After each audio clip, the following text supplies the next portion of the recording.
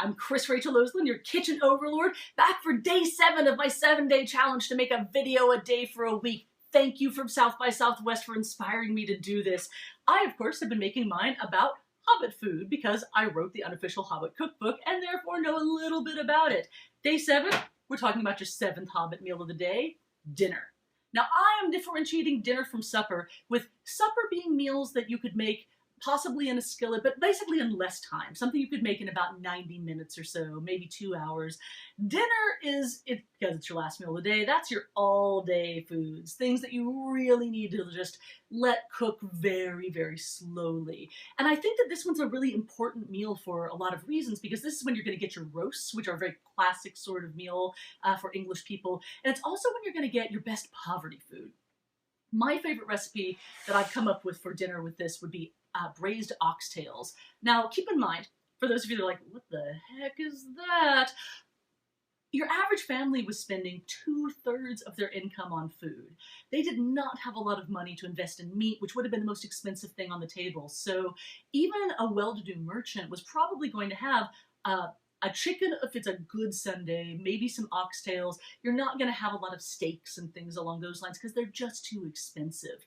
You're also going to have a lot of what I consider alternative meats. I apologize to all of my friends that love bunnies. I've gotten a lot of flack from you, but people in this period ate a lot of rabbit. It's a historically accurate food.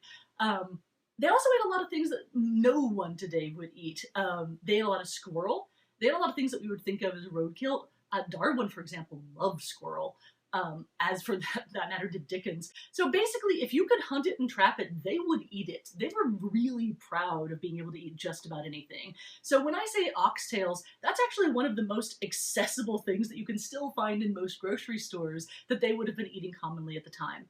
Oxtail is exactly what it sounds like. It is the tail of an ox or cow, and each basically cut up along the spinal sections that are going down there. There's not a massive amount of meat on it. There is a lot of collagen, which is useful, believe it or not, and a lot of bone marrow, which is great.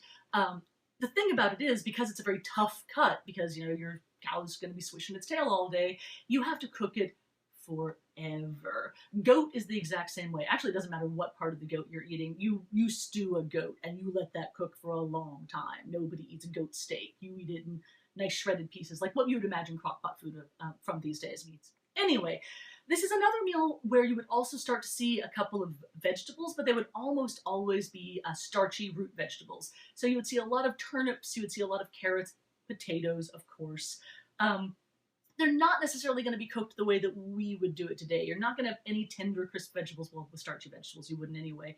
You might have green beans, but those green beans, they will have been boiled to death until they're just mushy. Honestly, the most accurate thing you could probably get if you want to make period green beans would be to just get them out of a can, because that's how canning works, is you cook the heck out of foods, and because you want to kill off any botulism or other bacteria in there, and then preserve it in a vacuum that way. So mushy canned food is probably as close as you're going to get historically to what people would be eating with vegetables, except then they would probably boil it even more just to be sure, because they were really worried about killing off all the bad things in vegetables, as I discussed in a previous video. I really like the concept of dinner because it's slow food. This is also when you'd be getting your classic roast chicken, that you would have the chicken on Sunday, some leftover cold cuts on Monday, a broth on Tuesday, things along those lines. You can do the exact same thing with anything that's a bone-in animal that you roast. I know a lot of people are kind of scared of bones.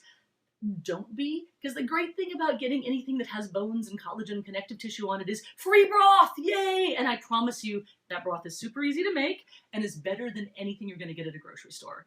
So if you actually want to make like a roast, instead of buying your, eye of round roast or whatever that doesn't have any bones in it, go ahead and get the roast that has that big bone in the middle of it.